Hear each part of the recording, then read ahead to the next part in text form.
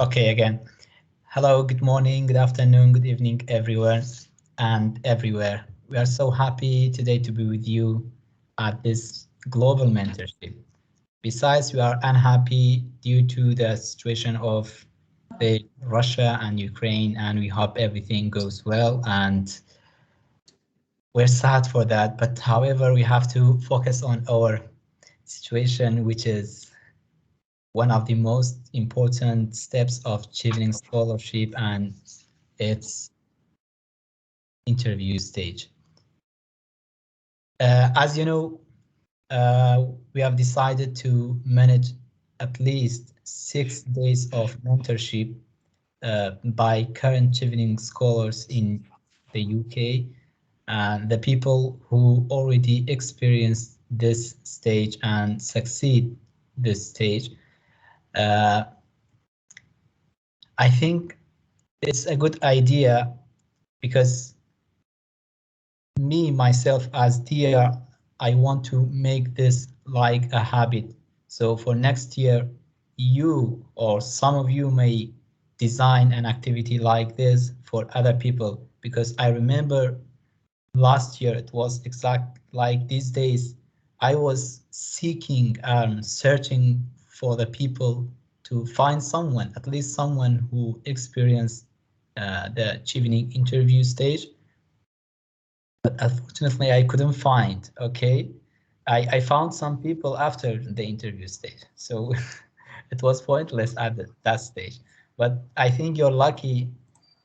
You have us as a big team of scholars. At least there are 18 scholars from different countries who are eager to give you some information, some important tips, and so on.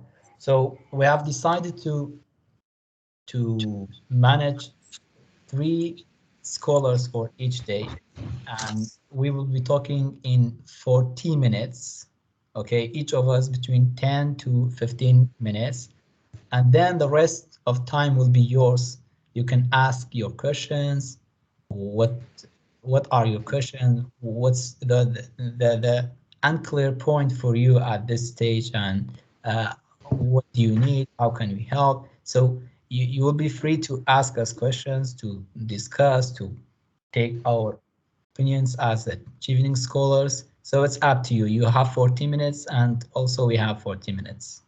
Okay, and this process will be keep on tomorrow and the day after tomorrow. But for tomorrow, we will run the activity by 15 GMT time zone, because we thought that there are more than 85 countries with us, scholars from 85 countries. So the time is one of the challenge. So we have decided to set different times in order to let everyone to join us and get benefit from the activity. For today, hopefully we have Abdullah from Glasgow. He will be introducing himself in a minute, and then Ricardo, and then me, Diyar. So you will not be asking questions at this moment and next 35 minutes, and then you have chance to ask us questions and share your ideas regarding you. And could you please mute yourself at this moment, and next time or next 30 minutes you have an opportunity to unmute yourself and talk to us, and we will be happy to answer your questions and discuss with you. And my first tip for you, don't underestimate yourself. You're all unique. Okay, I don't have enough time to chat everyone, tell everyone, okay, you are unique, your essays are unique. Because you are shortlisted, it means you are unique. It means you are a leader. It means you have a strong networking. It means you have a strong career plan. It means you have a strong demand to study master's degree, okay? So don't underestimate yourself. Go ahead, Abdullah. Hello, good afternoon, everyone. I know this is the UK time, so it's noon. Firstly, I'm Abdullah from Iraq. I'm a mechatronics engineer, and I'm now studying robotics and artificial intelligence in University of Glasgow. And I would take the opportunity to say congratulations for this amazing achievement now. You are one step ahead of getting and trying this new experience, which is amazing experience. And like you'll never say that I regret doing something or putting some efforts on this experience. So yeah, nice to see you all. Ricardo.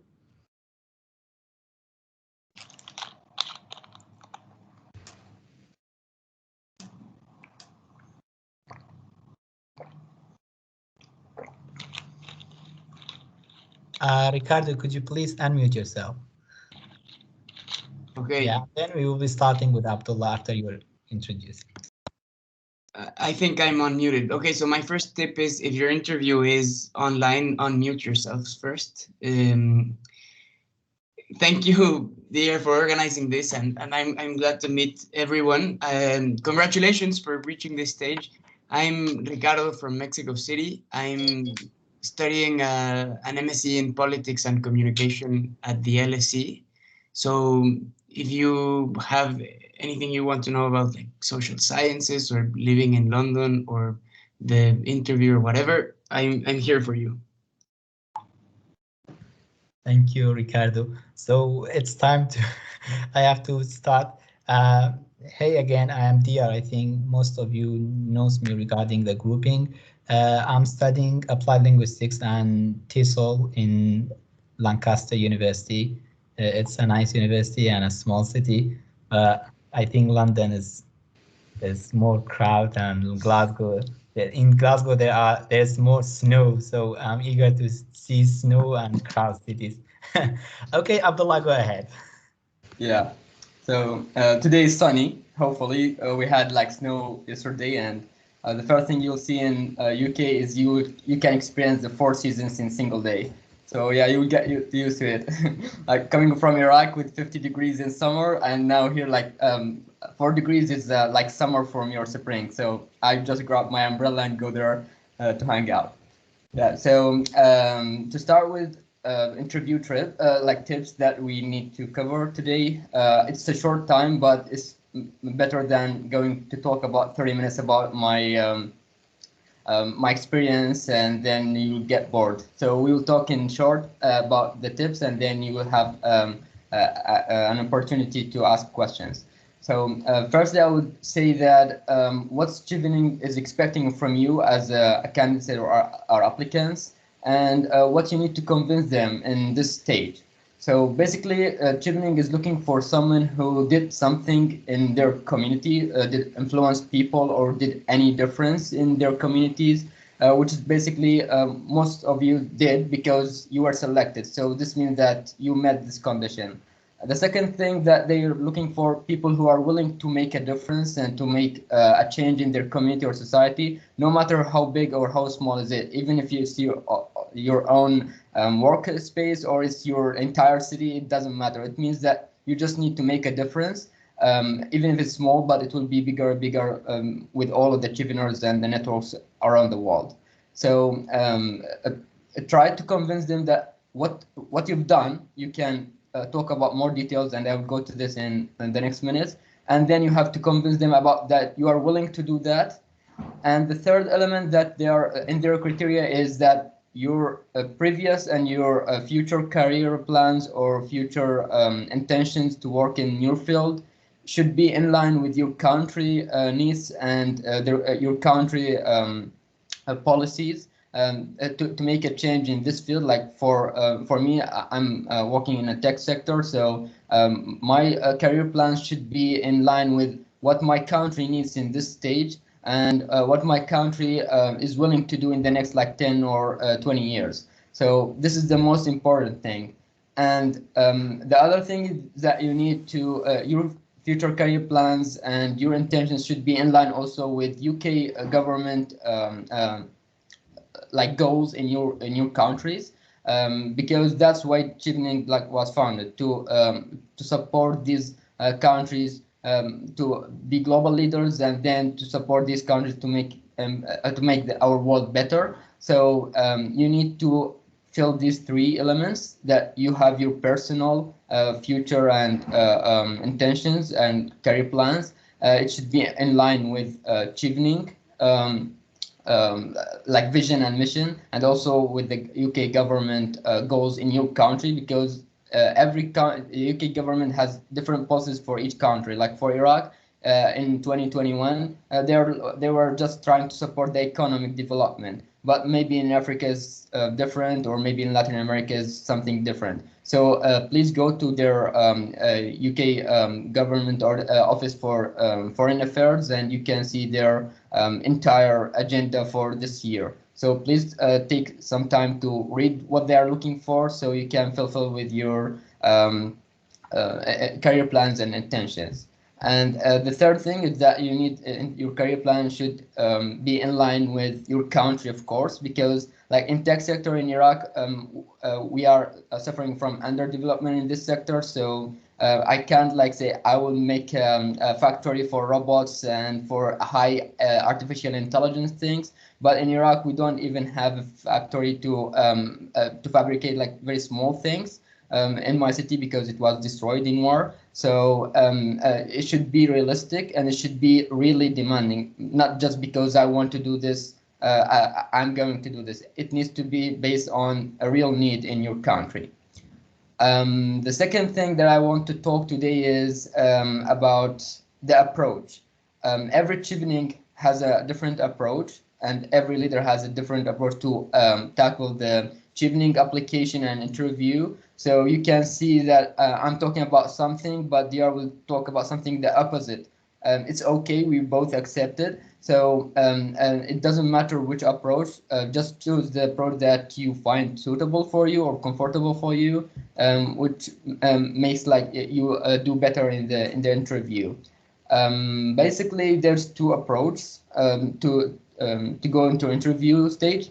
The first one is to go with to stick with your essays and talk more about them and go to details and try to elaborate and convince them about what you've done, and tell them more and more about your career plans, your leadership, your networking skills, anything in that in regarding these like elements. And even if they ask you another question, you will just go back to these essays, and there are many people who did that and got the scholarship. So either you stick with your essays, and the other approach is what I've done. I talked about new real achievements that I've done in between this period, between the application and the interview. Because I had too many achievements to put in essays, I had to choose and decide the best examples to put it in the essay. But then there's many other achievements or small achievements that I wanted to tell Chevening, but I couldn't have enough space to put it in 500 words, as you see in the application. And there are 3 or 4 achievements that I've done after Chevening application. So I wanted to do that in the interview. So whenever they were asking me about questions, I was talking about completely new examples that never mentioned in my essays. And this was like, it might be challenging, because if you are not familiar, or if you are not like ready to go for new examples, and maybe you haven't prepared well, or there might be some follow-up questions that might be hard for you to answer, or you haven't like more details about it. So sometimes this could be challenging. As an example, what I've done is I was a TEDx speaker in December 2020. So, but I couldn't include this in my Chevening application. So what I've done in the interview, I was thinking about like, you know, there's an example of a question that every year they ask the Chevening applicants. So there's a question about what do you advise someone in your position like 2 years or in this period. I thought that whenever they will ask me about this, I will try to steer that to TEDx speech that I've done in December. So they asked me that question, and I told them that I will advise him to not let any year pass away without at least 2 achievements. So they asked me a following up question: what was your achievements in 2020? And that's, I steered them to the answer that I need. I told them that I was TEDx talk in December in Baghdad, and I achieved what I wanted to say them. So you have the example questions, you can think about them and think about a way to steer them to your answer that you want to tell them if you have new achievements. Otherwise, if you want to stick with your essays, it's completely okay. And there's a lot of people who got the scholarship using this methodology. So you don't need to go further, and you can just talk about details. It might be better if you are not like comfortable or doing some new things and talking and steering. It might take a lot of time. But for me, it took like only 5 days. I didn't have time to prepare well for the interview, but I was really I was really preparing for that when I was like eating, walking, or whatever I was doing. I was just thinking about these questions and how to how to answer this in the best way. The third thing and the last thing that I want to mention here is the body language for people who will do that in person and might be in online. You will find the panelists will not even make an eye contact sometimes. You will feel like somehow they are rude. Sorry for that, but you will feel that. But it's a part of their process to see your reaction, to see how's like your personality, to see what will you do in these situations, because the interview is just a proof about your personality, about like being a Chevener, which means that you need to be prepared for any new challenges or problems. So this might be one of the problems that you will face in the interview. Like for me, I was so stressed because I was talking and there's someone was asking me a question, but they were just like reading something in the laptops or writing something, and they didn't even make any contact with me. So it's completely okay. Try to be prepared for that, and yeah, stick with your plan. And the last advice is, for me, I'm not a paper and pen guy. I prefer to do everything in my mind. Even like the math calculations, I do it in my mind, because I think that in this way it might give you a better practice for your brain, which makes like work more and more than just writing a paper and then just read it. So I prefer for preparing for an interview for Chevening just to practice it without like writing any bullet points or something. Just try to practice with yourself, because in this way, when you are in the interview and you don't have your bullet points and you haven't like to memorize it exactly, but you'll have it in your mind and you are living with it for this time period until your Chevening interview, you will find it like it's very useful, and you will see that it's just flow to your mind and to your mouth and like to your speech. There is no an extra thing that you need to do. But if you write something and you try to memorize it in the Chevening interview, and which should be somehow stressful, yeah, it could be a problem or challenging for you. So yeah, this is my way. You can do your own, but this is an advice from me. And thank you so much.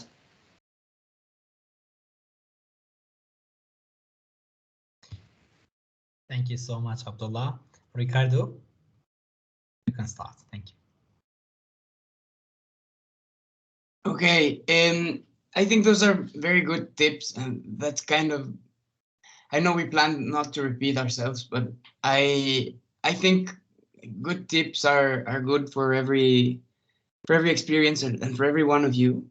I would just like to add that you are all very exciting people for having made it this far. That's very important. When I applied to Chevening, I was thinking like people I know have applied and they have better careers than I have, or they have done things that are more like impressive, or they have better titles or whatever.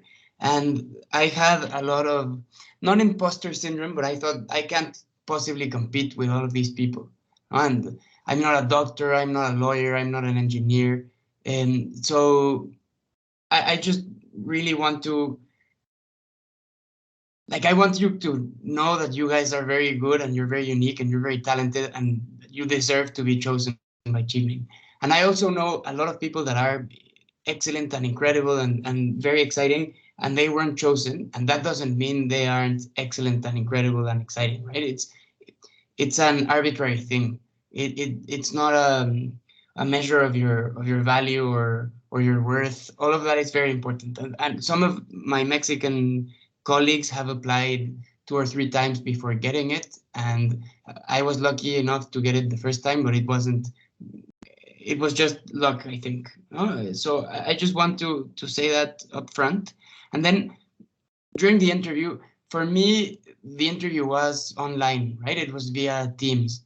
And I didn't know if I should wear a suit or just like a jacket, or I was very worried about that. So I'm kind of a slob, so I decided to wear my pajama bottoms and then a suit and tie, a jacket and a tie.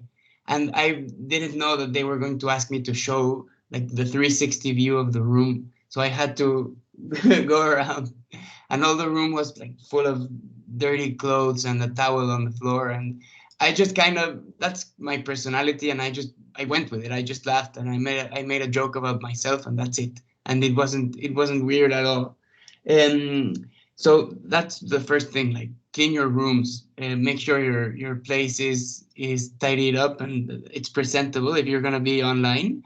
If you're gonna be going to the embassy or to the high commission in your countries or regions, get there on time. You don't want to miss your evening interview because the bus ran late or you missed the tube stop or whatever.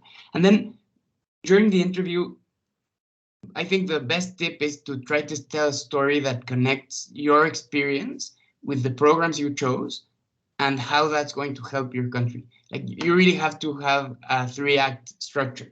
So in my case, I used to be a journalist in Mexico, and I applied to this program, right, at the LSE, Politics and Communication. And Mexico has a lot of issues related to freedom of expression and freedom of the press, and there's a lot of violence against journalists. And my, not my solution, but my idea was to create like an independent, non-profit media organization. And they said, okay, why haven't you done it? Okay, I don't know enough people. I haven't networked enough. And then they said, why is this program that you chose, that you're applying to, going to help you do what you want to do? And I really had to give it a think, right? Okay, I need to understand better the theoretical part of media and communications. I need to see what's going on in the UK media ecosystem. I want to meet people from all over the world so they can share their experiences. You really need to build a story. This is where I'm coming from. This is what I want to do. And this is specifically how these programs are going to help me. And I had to choose this one because the other two I applied to had nothing to do with like building a media organization in Mexico to help freedom of the press. One was like the philosophy of thought or things like they had nothing to do with what I wanted to do. And then I would try to encourage all of you to be yourself. Do not try to inhabit a persona that doesn't exist. If you are informal and you can crack a joke, go for it.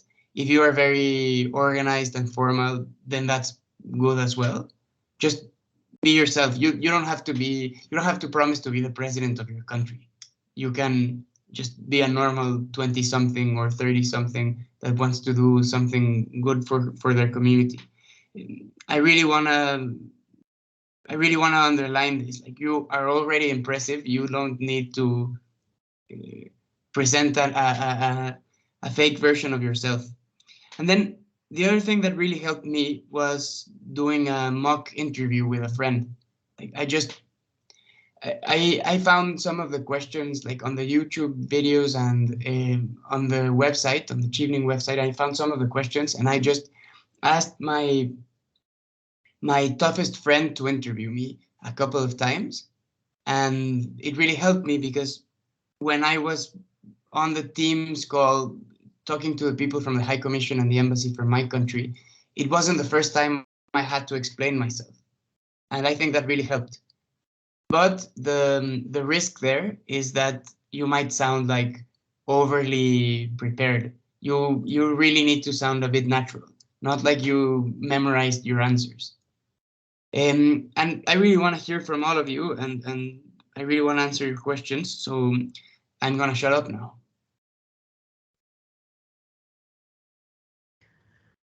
Thank you, Ricardo. That was lovely. Okay, it's my turn. Okay, let's talk about pre-interview. Okay, I have some points. I think Abdullah mentioned some of them, and also Ricardo mentioned some of them. But it's okay when we repeat ourselves. It means that these points are important. Okay, so if you find out that we are focusing on something, it means this thing is important. And our friends in next days, and be sure that each of us will provide new information, or maybe some of them are converse, so you have to choose which one you think is better for you, and you may have your own way. Okay, regarding the pre-interview, there are some points to be considered. The first one, I think, dressing is important. You have to look smart and look natural. It worked for Ricardo, but it may not work for you. Okay, especially if it's in person. I think for boys it's good to wear a suit, and for ladies I have no idea. It's your decision. Okay. The second point, I remember during before the interview, I think it's a good idea to go to the target location 10 to 15 minutes before the schedule. Okay, I remember my interview was 9th of March, and it was 11 in Iraqi time. Okay, I went there by 10:45, and it was a hotel. Okay, the UK consulate in Kurdistan, northern of Iraq, is in a hotel. So I was somehow worried about the location. So I asked the administration of the hotel. I wanted to check. They said, "Oh, we don't know. We have no information about this process. You may be wrong. Your location may be wrong." So I really got nervous. I lost my tension. If Abdullah remember, I just start chatting with my friends in our country, shortlisted people. I told them I'm in a big problem. Then I thought, no, I have to control myself. This is Chevening. This is not an informal meeting. They have to be correct regarding the location and timing and everything. Okay, so it was 11 2 3. Someone just popped up and said hello. Okay, it was relieving actually.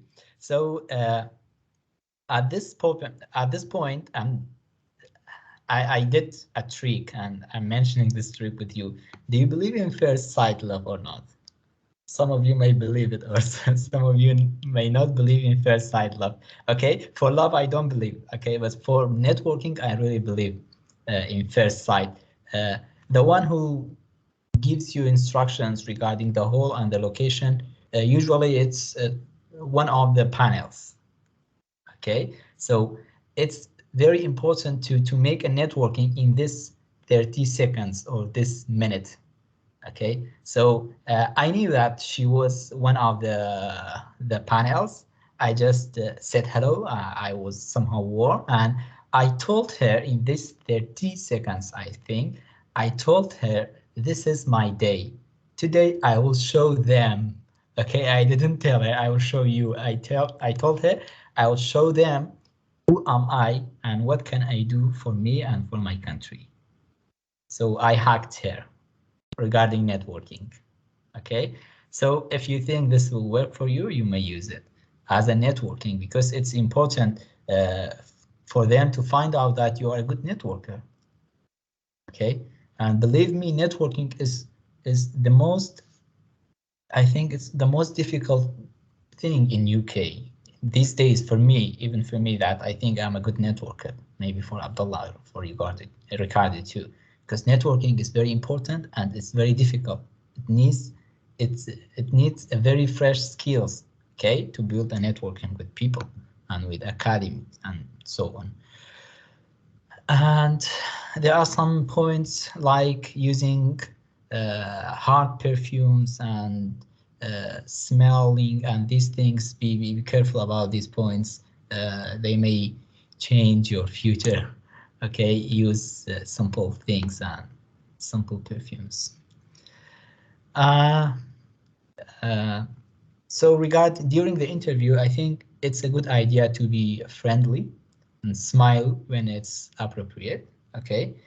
Usually the panels are 3 or 4, and 1 or 2 of them are British people from UK, or maybe they are members of the embassy or consulate, and one or two of them are from your country. They may be alumni or members of the embassy. Okay, so I think it's a good idea to act friendly and smile when it's necessary.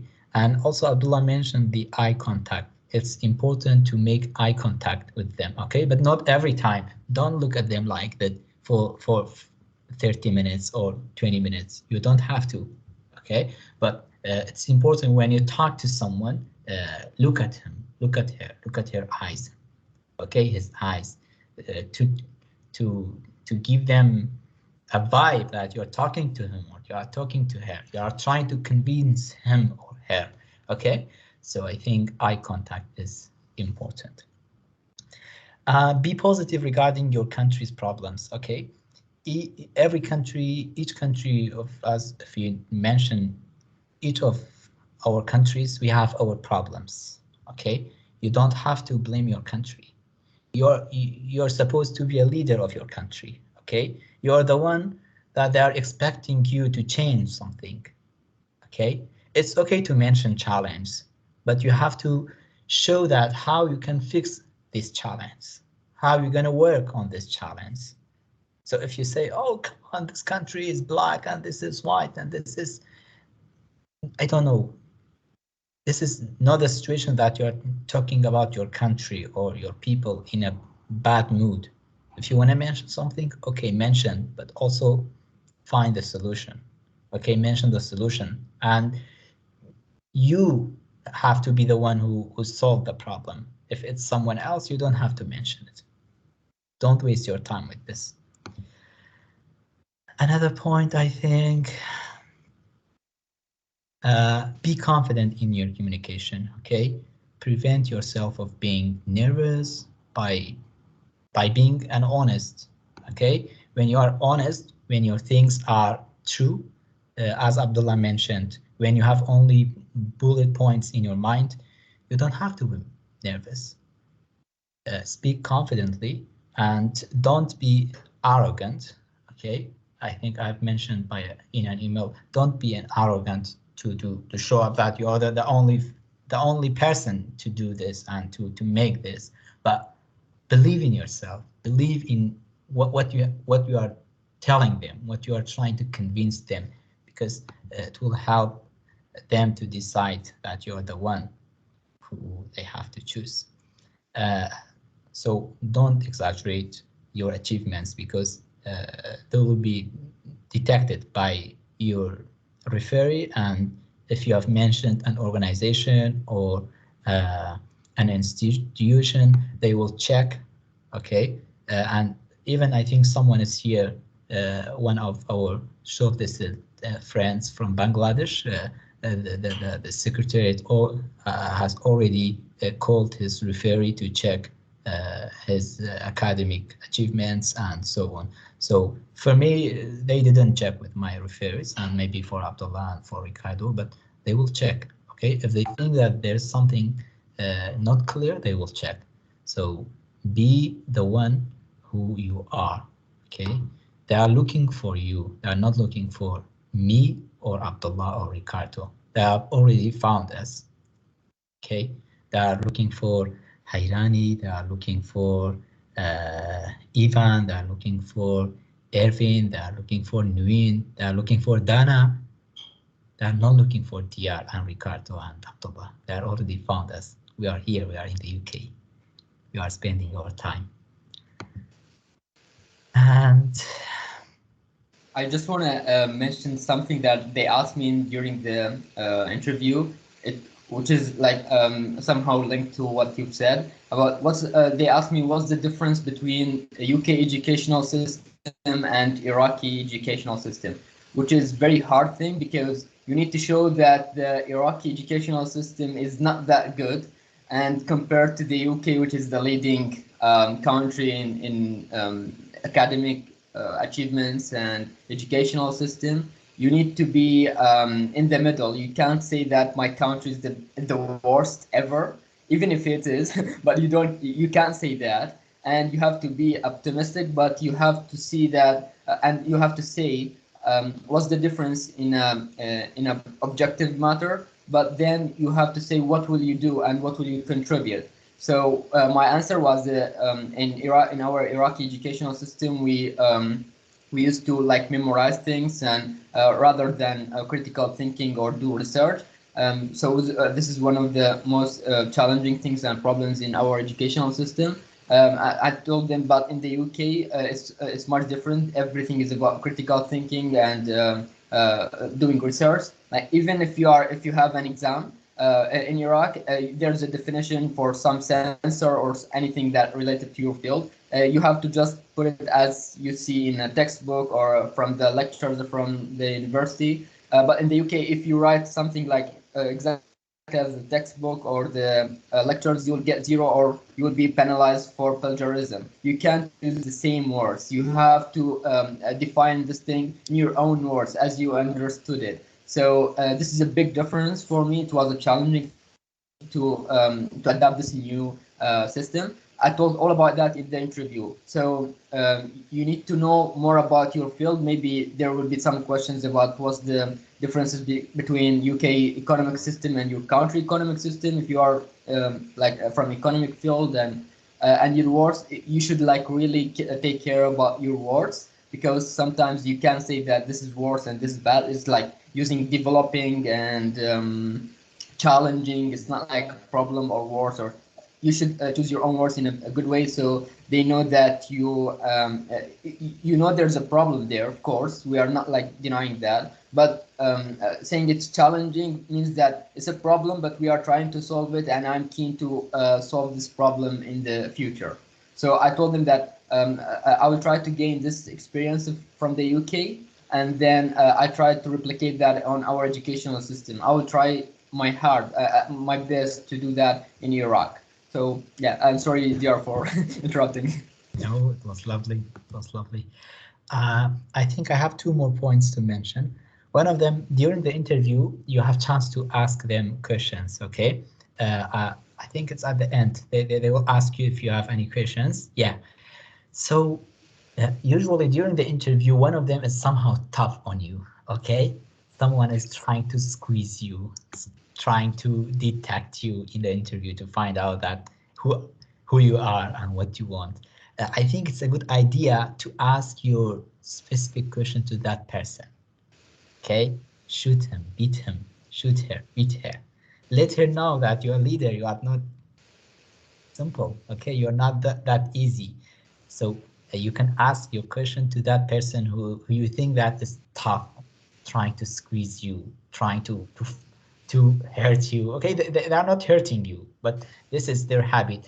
If you ask me what you remember during your interview, I'll tell you. I'm just remembering the typing, clicking of the keyboards. Okay, they don't care. They're just writing and typing by keyboards. Come on, this is lovely. Okay, so be confident and ask your question to the one who is trying to squeeze you. Let her know that you're trying to make networking with him. You're trying to convince him that you are the one that they're looking for. Okay, and my last point, I think it's the most important point. One, It's not about what have you done, okay? It's about how have you done. So don't start with the process from A to Z. I've done this, I've done this, I've done this. They don't want this. They have already shortlisted you regarding this. What have you done? It's time to tell them how have you done this. Okay, how you achieved these examples and how you made it, how you make networking, how you showed your leadership skills to everyone. Okay, this is the first part. And the second part, I think it's the most important. You have to link past, present, future. Abdullah did it, and also I did it. You have to link them. You don't have to only mention the examples of the essays. They have already read them. They have already assessed them. They are already give you mark regarding this. You are shortlisted. Okay, you have to mention some examples regarding your area, your field, that you are currently doing them and you are currently interacting. So if you haven't done anything, please do something in today or tomorrow. Okay, if your interview is the day after tomorrow, do something tomorrow. If you are only mentioning past, you are not leader. Sorry to tell you that. Okay, you have to mention something in present. Okay, so and the third part, you have to link past, present with future. What future? The future that Chevening can provide for you. The skills that Chevening can provide for you. Okay, so you're gonna mention past, you have done this and you are currently doing this and you are planning to do this in future. Okay, and by getting Chevening, the future plan will be easier and faster and more achievable. Okay, so you have to convince them that you're the one who can make it, who can achieve something, who can make a difference in your country, in your community. It may be a small community. Okay, so I think it's not necessary to focus on the country every time. Maybe sometimes your family. Okay, there are many people who mention their stories, their family stories. I think it's not a perfect idea to mention your family stories, but sometimes when something is related to your field, it's good. Why not? Okay, so yeah, these were our points regarding the experience. I think if I talk, I can talk for 2-3 hours. Abdullah can talk for 2-3 hours. Okay. The point is that we are trying to give you some information regarding our experience, and there are 15 more people which are unique, and their applications are unique. They will be with you in next days. So for now, as Ricardo said, I'll shut up and we will try to answer your questions. Yeah, can I say that something about this quizzing thing that you said? Go ahead, Abdullah. Yeah. In my interview, they tried to quiz me about asking a tough question. What's your plans for the next 20 years? Like, usually the question is about 10 years or 15 years. Hopefully I had because I really dreaming of something to do something research center on neuroscience that in my field. So I have this idea for 20 years, and I know it's not that easy. But the tough question is that yeah, okay, you have an idea, you have a dream, but how will you do to achieve that? Like, tell us your plan for this 20 years to achieve this like goal. It was one of the toughest questions because I've dreamed about something, but it's too early to think about what I'm doing for the next 20 years. So be prepared. I try to give them all the insight that I'm planning to do in the next 5 or 10 years. And I had a plan for 20 years. And I told them after the next 10 years, I don't know really what I'm planning to do to achieve that goal, because, you know, things change. So for the next 10 years, this is my plan. But for the next 20 years, I have a goal, but I don't know after this 10 years what I will do. And it's okay. And yeah, so be prepared for such questions. And in the pre-departure event, when you've been selected, there's a pre-departure event, so you have the chance to meet the guys who the panelists who interviewed you. So I asked the girls who interviewed me and asked me this question. I told her, "What were you thinking about asking me about 20 years old? I don't know if it's like I will be alive after next 20 years." So she said that we will already chose you, but we just want to see your limits and to test your limits and how far you thought about your future and your country. And one of the questions regarding a follow-up question for that question was, what will you do if there's no Chevening? You have been selected this year. I told them that it doesn't matter for me if I'm selected or not. I'm determined to get this goal. I need to go to this like point. If I will be selected in Chevening, it will like it will be a shortcut, like 5 years. It will afford me like 5 years of suffering and working hard in my country. If I will be in the UK, this 5 years will be much easier and much less time for me. But if not, I'm okay. I'm determined that I have a plan if I have Chevening or not. So Exactly. this is one of the most important things. Yeah. You remind me that the same question. They asked me the same question, and I answered them the same answer. I told them, then what? If there's no Chevening, there's Diyar. Okay. I told them I've already done my activities, and I haven't thought about Chevening. I know Chevening in past 2 months. Okay, but I am me in past 26 years. So yeah, Chevening is just a way. You have to show them that you have ambitions, you have your own goals, you have your own path, because Chevening is trying to give the people, to give the help to those people who have their own path, who have their own way, okay? They are not trying to give this opportunity to someone who is lost in his or her way. So you have to have your way, and Chevening will just push you to make you closer to your goals.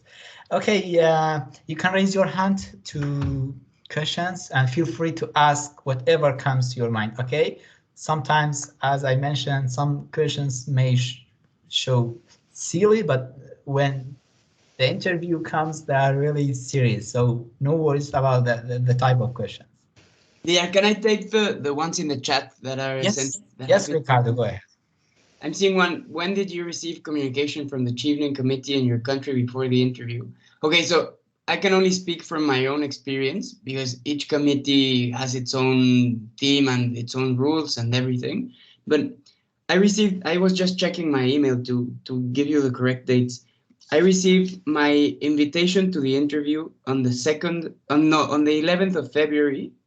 And then they sent me the link to join the Teams thing on the 2nd of March.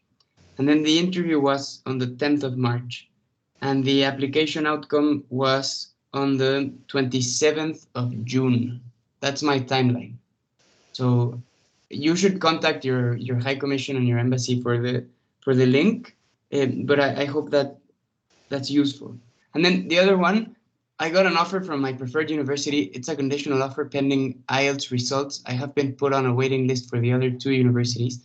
My question is there a chance that a university might U-turn? I don't know if I understand what you're asking, but in my experience, the conditional offer means you are already accepted and you only have to send them the English test.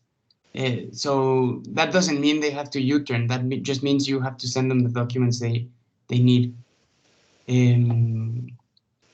Okay.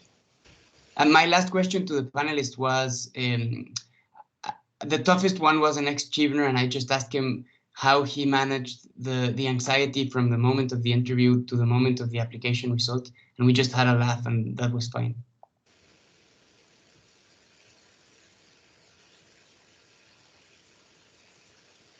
Thank you.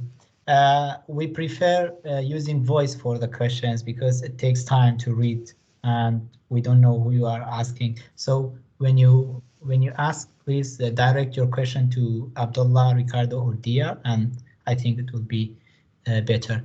Tabarak, Ayad, go ahead. Hello, everyone. This is Tabarak. I have actually two questions. I'll start with one of them.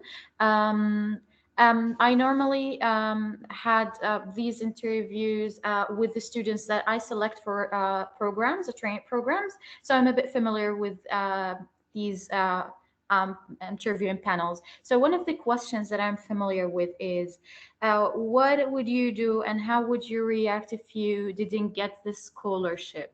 This is a very tricky question that shows a lot about you. Maybe you can say it's not the end of the world, but this is something very, very dangerous to say, and you can maybe need to tweak the answer a bit. So maybe I'd like to hear from you. How would you respond to this?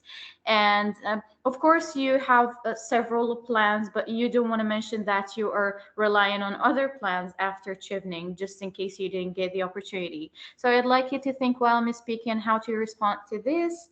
And another question about changing the selections of the universities within your list. While you already have unconditional and conditional offers, why would you change those universities while you secured offers? People may change because they are unsure about the response of universities so far till the interview process. But why would you do the change and make the change while you have those offers? So yeah, thank you. Those are my answers. Thank you.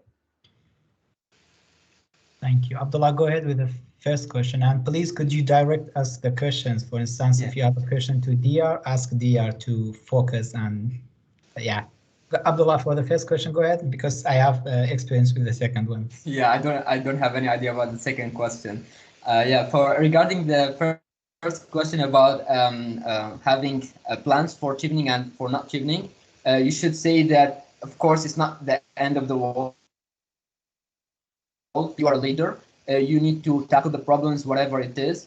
But you should say also that Chevening really important for you. So what I've done is I said that it's okay. I will try harder. I need to go there, and Chevening will boost this by 5 years or 10 years or whatever you want to say. But then I told them that I will try to work harder to get Chevening next year, because this is a shortcut. This is a short path for me to get to that point. So I will still be in my road that I planned to, but I will try every single time and every single chance to get Chevening to have this like shortcut or short path to get to my point. So this is a quick answer that you show that it doesn't matter if you accept it or not. If you are not accepted, it doesn't mean that you will let down all your goals. But at the same time, you're very determined to get Chevening, and why you are choosing Chevening? Because it's a short path for you. This is what was my answer. Maybe you find Chevening for another thing, maybe networking or maybe a key thing in your goal. But this is I think it's a good answer for that. Yeah. Regarding changing university, I think it's quite normal, unless you change the field. If you change the field or the course, it's dangerous. Okay. For me, I had 5 offers from different universities, and as you know, we have 3 limited universities in the portal. So I got conditional offers from the universities. The only requirement was language. Okay, so I changed my second university, which was Dundee, to Lancaster University, and currently I'm studying in Lancaster University.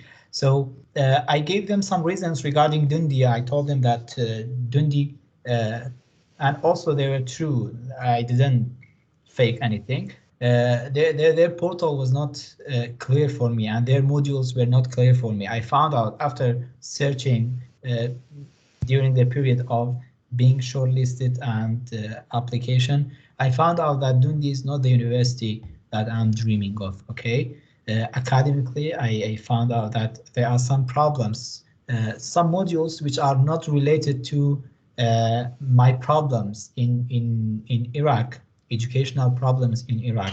So I linked this gap to give them a reason that I'm changing my university. And I think it's a good idea to not change the first choice, okay? Because the first choice is somehow important. You have designed the whole course, the whole essays on the first choice course somehow in ways. Okay, so I think it's a good idea, or it's a normal if you change the second and the third one, and it's a good idea to change only one of them. Okay, not to change 2 or 3 of universities. In that case, it means you are not secure. You have no decision making skills. Okay, so changing one university, changing one university is a good idea, but you have to have some academic reasons. Maybe sometimes if you're really eager about maybe some cultural barriers, or I don't know, maybe something elsewhere. But for me, the reason was academic, and I told them that I'm more interested in Lancaster. I talked about Lancaster a lot. I mentioned their modules, and also, yeah, it reminded me something else. We have a friend. He is also from Iraq. Abdullah knows him. He applied for educational leadership and management in Southampton, in Nottingham, and I think in Manchester. Okay, but then he decided to change his first university to UCL. UCL was the first one in the world for educational leadership and management. Okay, so he was narrating the story for me. He said, I was talking about UCL and I was mentioning UCL. They told me, why you are talking about UCL? UCL is not one of your chosen universities. He said, I told them, yes, I want to study in UCL. That's why I'm only talking about UCL. My dream is UCL. Okay, and currently he's studying in UCL. Yeah, so it's like that. Hamza, go ahead and direct your question, please. Thank you so much. I would direct this question towards Ricardo, but the rest of the panelists, please feel free to pitch in. Uh, as one of the panelists mentioned, that there are two approaches. You can either go with your proven examples, or you can go with something new. So if I would want to go with my proven example, it's a uh, it's a big experience for me, and it involves multiple challenges and uh, uh, during various stages of project, and multiple opportunities for leadership and networking as well. So we as far as I understand, because I also faced interview in the last year, as far as I understand, you only got 3 minutes to answer a question. So my question is, in what level of detail do I need to go into, and should it be like talking briefly about multiple challenges and opportunities, or should it be picking the most suitable or something? So that is my question. Thank you. I don't know, man. I think you should just like play to your strengths. So, but the thing you always have to have in mind is, how does this relate to the story I'm trying to tell, right? So the story you're trying to tell, think of it as, literally think of it as a narrative. You came from somewhere, that's your experience, and you have an objective, like you have to slay the dragon or whatever to save the village. And that's what you're aiming for. That's your project. That's your goal. And to slay the dragon, you have to go through a series of challenges, one of them being studying a master's degree in the UK. So the whole time you have to relate it to your story. So if your best example is just one that's really related to your story, go with it. If you have 4, that's fine. It's not so much a quantitative thing as a qualitative thing. And just always be trying to focus it back to your own like personal narrative of success. Thank you. Ondoy, go ahead. We will try to make the process somehow faster. Sure. Good morning, everybody. My question is actually directed for Diyar, but others can also chip in. I would like to ask, how do you think they evaluate the selection of the scholars? Is it interview and application, or just the interview alone? We don't know, and no one knows. Okay, it's mystery. Only Abdullah may find it because he's interested in Harry Potter. Yeah, yeah. I might do a artificial intelligence program to detect Chevening selection criteria. Yeah, the criteria are not clear. Okay, in my opinion, I think your essays matter because sometimes, you know, it happened because even before the interview, they have already decided about some people. Okay, they just want to check. Okay, but for some, no, they convinced them during the interview. So there's no clear answer for this question. Thank you, Andri. Ferdin, go ahead. So my question is for Mr. Diyar, actually. So I applied to my first choice, and um, what if I don't get any offer later before my interview? What would I say? No problem. You don't have to tell them that you haven't got your offer. Okay, you have 3 universities. If you get a conditional offer from one of the universities, so you're safe. You don't have to tell them that you have been rejected. Okay, by any chance, you don't have to tell them. If you tell them, it's weakness. Don't mention that you have been rejected or you haven't got answer from a university. You have 3 choices. Okay, even if you've been rejected by one of them, it's quite normal. You have 2 more chances if you don't want to change the rejected university. So when you get the scholarship by June, as me and Abdullah, we got by 26th of June, I think, and Ricardo got it the day after 26th. So a week later, a program officer from UK will email you and will congratulate you and will tell you that what's your decision regarding these 3 universities. You will tell them that I've decided about the 3rd choice or the 2nd choice or the 1st choice. Okay, then after a while they will send you a final letter with the university that you have selected. But for the interview, I think it's a wise idea if you focus on the 1st choice because it's your 1st choice. Okay, and it's a good idea to mention the 2nd and the 3rd one, but briefly. So 70% for the 1st choice, the focus, I mean, maybe 20 for the 2nd and 10 for the 3rd. Okay, you want to tell them that you want the 1st one. If the 1st one doesn't work, 2nd. 2nd doesn't work, 3rd. Thank you, Ferdinand. Mohammed, go ahead.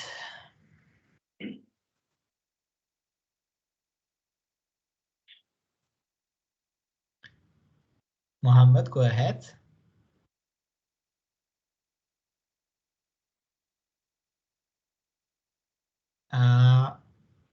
Rusa Abid, I think. Go ahead, Rusa.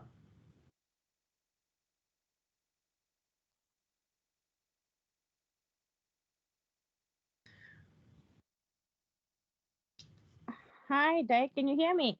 Yes, go ahead. Oh, yes. I wanted to ask on the question whereby they say, on the career plan, they almost say, tell us more about your short term, medium term, and long term. And then on the short term, they normally don't. They say, this. I came across whereby Chevening doesn't want to hear about you seeking a job on your returning back.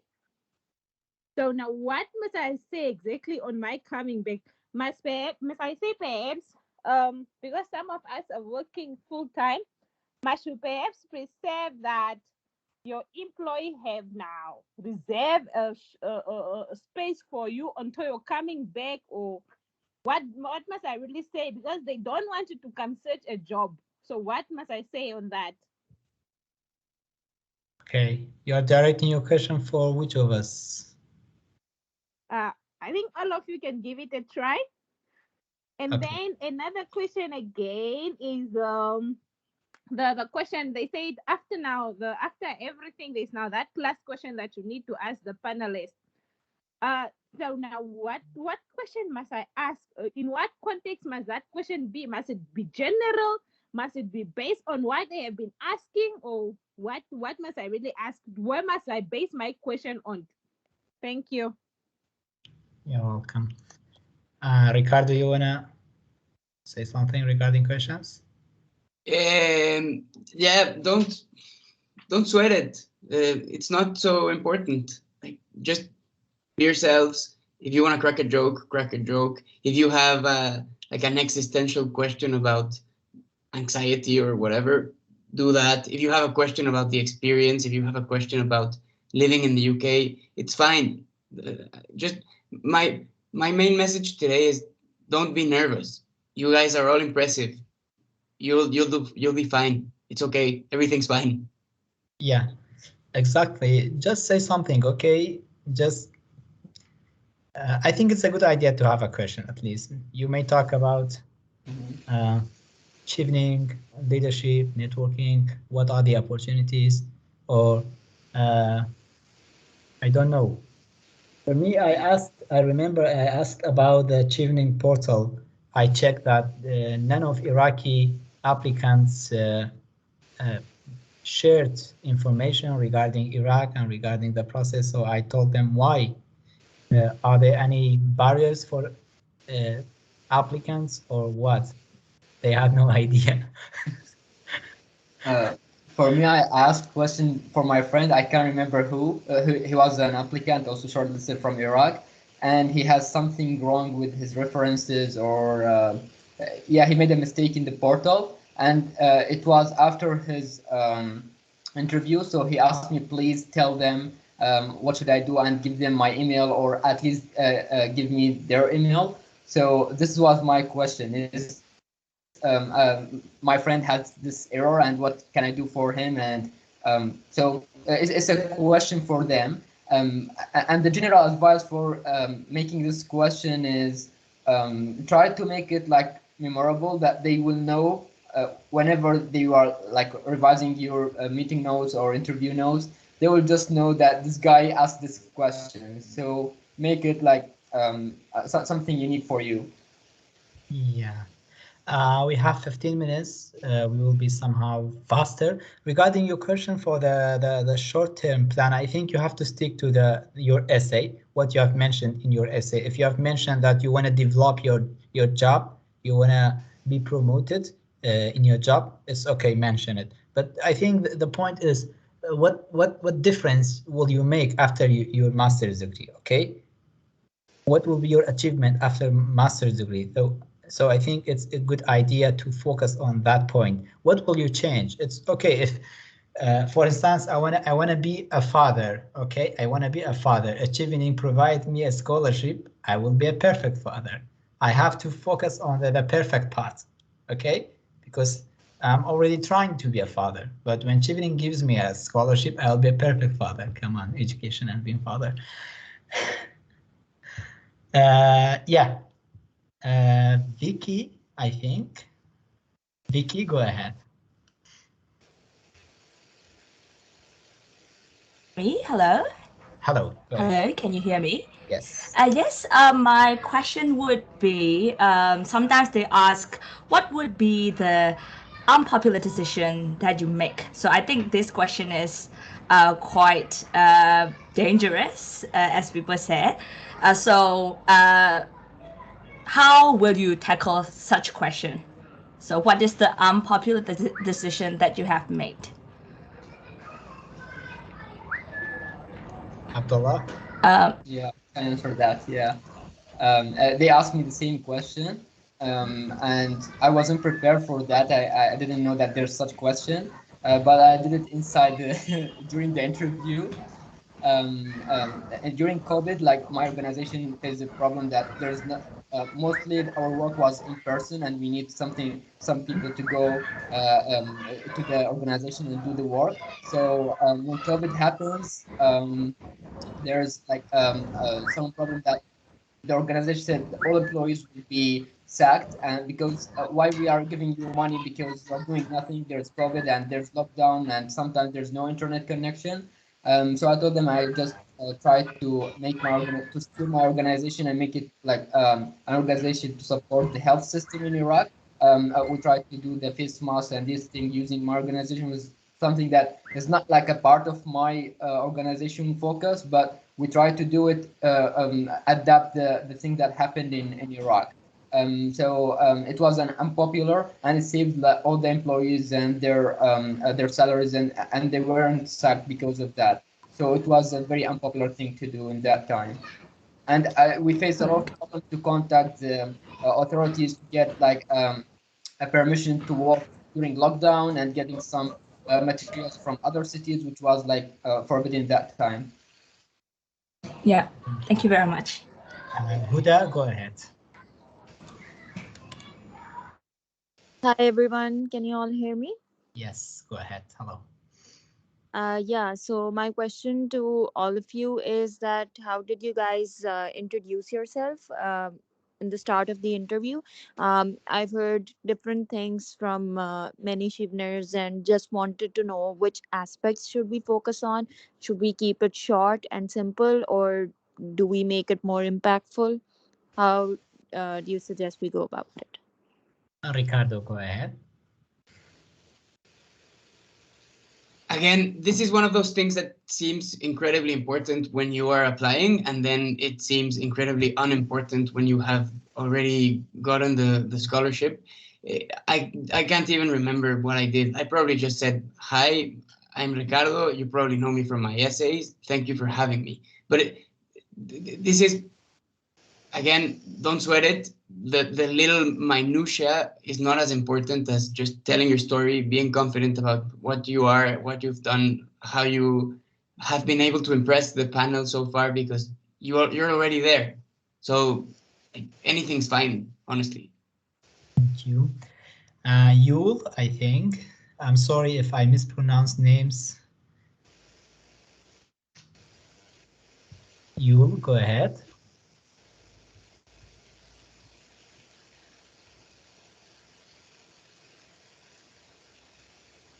Maskan, go ahead. Maskan, go ahead.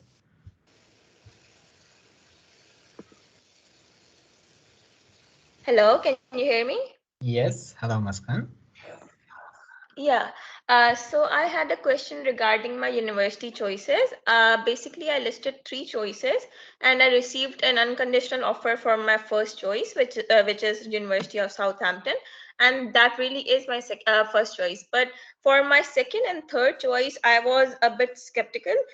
Because my third choice is University of Bradford, which is basically because I'm a Pakistani, I'm a South Asian, and Bradford is also a city which is populated with a lot of South Asians. So after listing it on the application, I realized that I should be going for a city with multicultural exposure and a university which has even better ranking. So I applied to the University of Exeter, and I have received an unconditional offer from there. So is it a valid reason in front of the panel to say that I want to gain multicultural exposure, as well as I have an unconditional offer from a university which has even better ranking than University of Bradford? Do you think that would be a sane option to say? Why not? I think it's a good idea. And Ricardo's liking. How about you, Abdullah? Like or dislike? Like. Go ahead. Congratulations for your conditional offers. Thank you. Yeah, welcome. Go ahead, Kwan, I think. Hi, can you hear me? Yes, go ahead. I want to ask these questions for Abdullah. You say about steering the committee to the question you want them to ask you. So can you give us a tip how to do that? Thank you. Sorry, can you raise your phone because I couldn't hear you? What's your question? Can you hear me clearly? Yes, yeah. Yeah, so I want to ask that, can you share some tips to steering the committee toward the question you want to ask, you want them to ask you, and how do you do that? Yeah, basically you have to know what answers you need to provide them. Like for me, I told you I have a TEDx talk that I need to mention to them because it wasn't mentioned anywhere in the Chevening application. So firstly, you just put the things that you want to tell them, and it's not mentioned anywhere. Once you have this solid thing, that the answer that you need to provide them, and you have the questions that like a very common questions by the committee that they ask every year, or maybe they asked your friends who did the interview just before you, a day or two.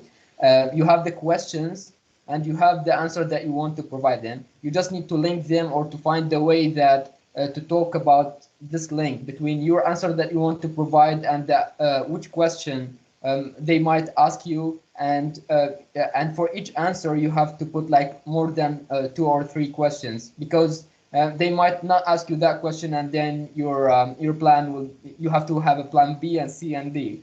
So yeah, get your answers and know the question that they will ask you, and find a way to link these questions and steer it to that answer. Exactly.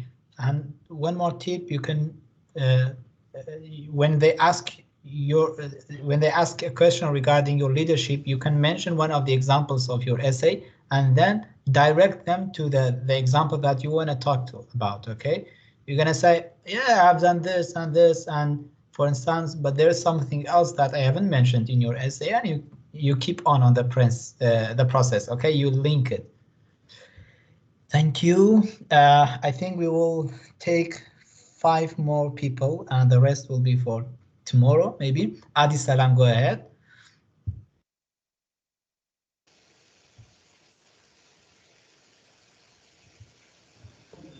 Hello. Hello. Can you hear me, please? Yes. Good afternoon, everyone. Here in my country, it's 4:something p.m. So I have some questions. I will start with Diyar regarding my university choices and courses. I applied a single course for all the 3 universities that I chose. And regarding my first university choice, I have no problem regarding the university, the course, and everything. But when it comes to my second choice, I faced the problems that the course is removed from the website. So I checked them through an email, and also I checked the frequently asked questions. It says that you can change it to something related to your course, your first course. So I changed the course to something related, and I'm a healthcare professional, so I have been in the public health sector, so I changed it to something like global health, something like that. So this is what I planned to make them understand and to inform them.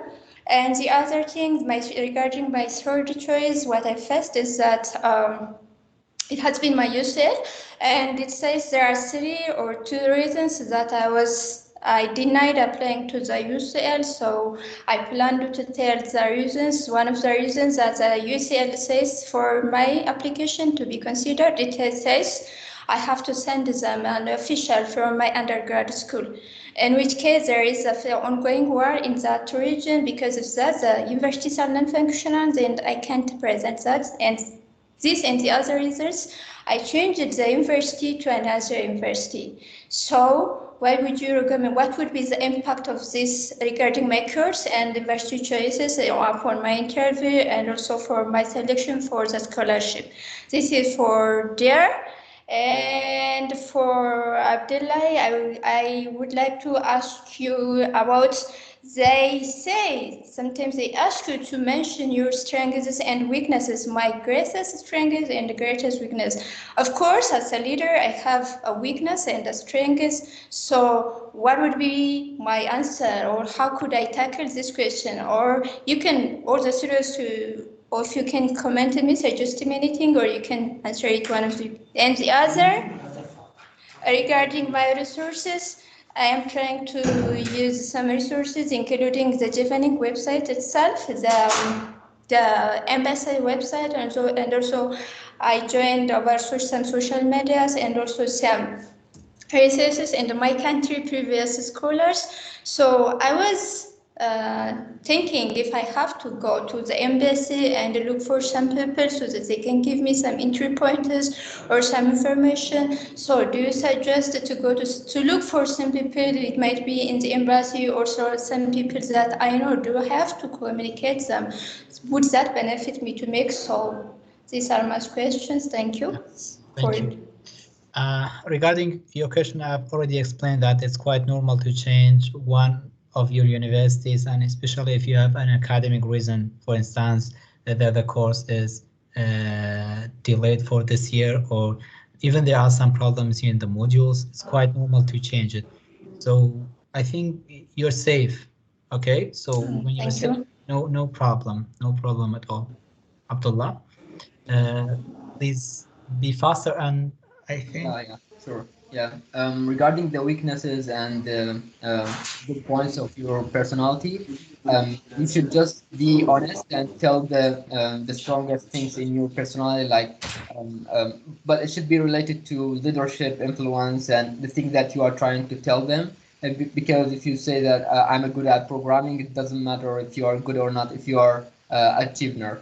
I just told them that I have a very commitment that I got rejected in the first year when I applied to Chevening because I didn't have the qualifications. I was out of criteria. But that made me piss off, and I said they can't reject me. I will just apply for them and get a scholarship because they reject me, not because of anything else in that year. So yeah, and the weakness should be also something that's not that bad. It should be something that good for you. I don't know how to, like, every personality has its weakness, but the weakness should be somehow good. Thank you, Abdullah. We will take Dana and Katikun and Hairani. Okay, these three applicants. The rest will be for tomorrow and the next days. Okay, guys, we're sorry because it's 1 hour and a half. Go ahead, Dana. Okay, hello, so good evening. I'm Mr. Okay, can't you hear? Mr. Ricardo. Shall I start? Yes, Dana, go ahead. Sorry. First of all, I would like to thank you all for this interview, like you've organized this, and this is really makes us happy, and so we really appreciate your work and everything you do. Actually, this is better, and this is better than everything like the PDFs that you've sent to us. I think this is the best thing because we know that we can learn from videos and from like the records and from the voices better than when we read something, because we will be really bored about reading things. So my questions, I think, have already been answered by you, I think by Mr. Abdullah. One of them is, you know that the first impression works best. For example, when they ask, for example, what you like, tell us about yourself. When they say tell us about yourself, so I think I read something about it. They said don't try to for example, explain about what you have done, what are your jobs, your previous jobs, like this thing. So what should we start with? So we just say our names and so how? I mean, this is my question. What should we specifically mention? So we talk about our previous jobs, or let's just say, like for example, Amsterdam. So you already known me in my essays. So what else should I say? How many minutes? 1 minute or more? Or how? This is one. And the second question, and this is the most difficult, I think, for me and for the other like shortlisted ones. We know that networking and leadership skills, leadership essay are almost interwoven, and they are together. They are almost mixed by us, by the applicants.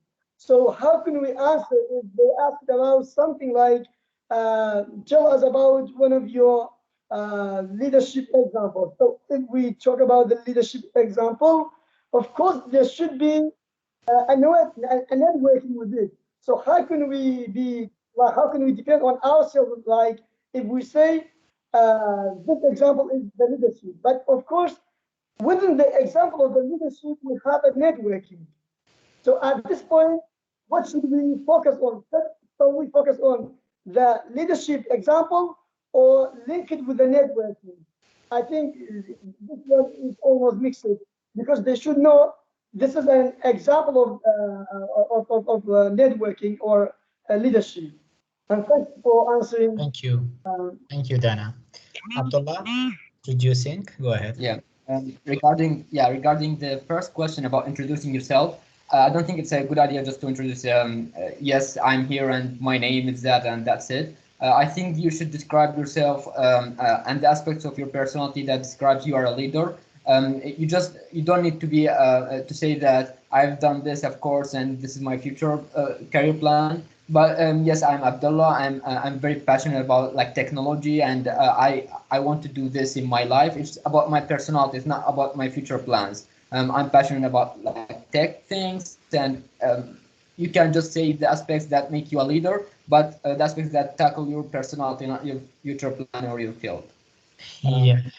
Regarding your second question for leadership and networking, I think it's a good idea to divide your examples in your essay, to choose in advance that you want to focus on leadership in this example, and you want to focus on networking in this example. For the leadership, you want to show your influence, okay? You want to show how you impact on the process on the example. And for the networking, you want to focus on how you make networking and how you use that networking to let this thing happen, okay?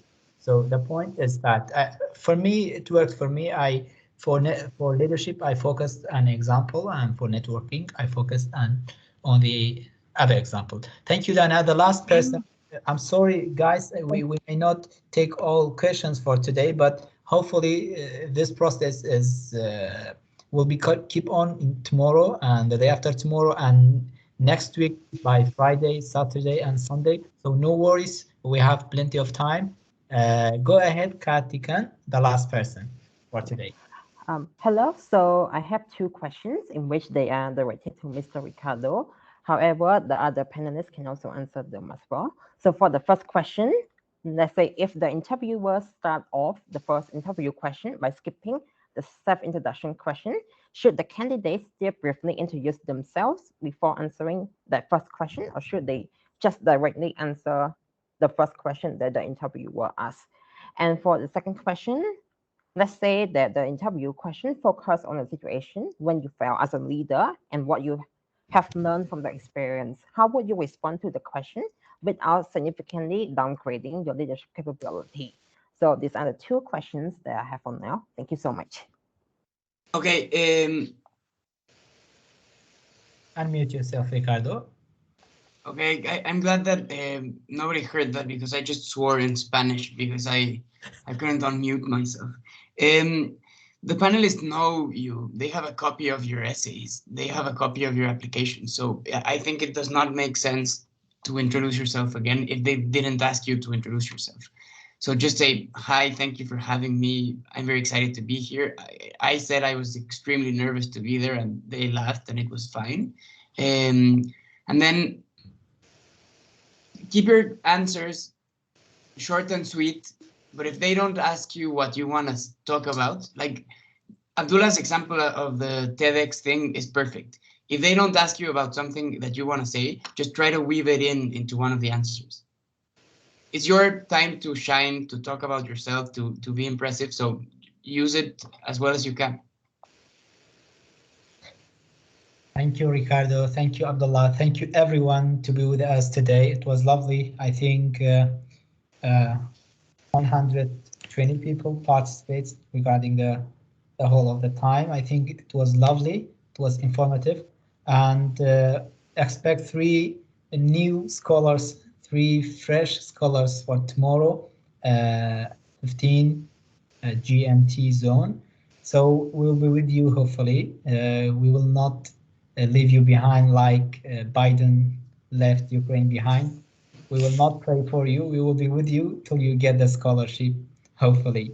And the link of this meeting will be posted in our project page on Facebook. We are trying to make this project something regular for every year. So maybe for next year, some of you will run this activity. Thank you for your time. I didn't read the chat, actually. I was focusing on the managing the process, and Abdullah, I think, tried to answer some questions. No worry, if you have more questions, we have tomorrow, the day after tomorrow, and Friday, Saturday, Sunday of next week. Good luck, best of luck. Let's take a picture. Open your cameras. Okay. We're waiting for more people to open their cameras if it's okay for them. Not nice sunglasses.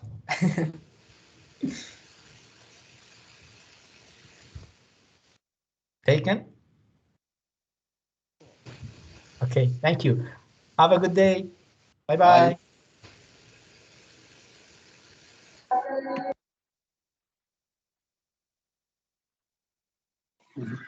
Thank you. Bye-bye. Thank you. Thank Thank you, you. Abdullah. Thank you. Thank you. Bye-bye. Thank you. Thanks. Bye-bye. Bye. Thank Bye. you. Thank you. Thank Thank you. Thank Lovely. you. Mentorship. Diyar, good job. Bye, Adi Salam. Thank you. Bye. Bye, Dana. Bye-bye. Bye, Davis, Florence, Ralph. Yeah. Okay, I'm gonna leave. Bye.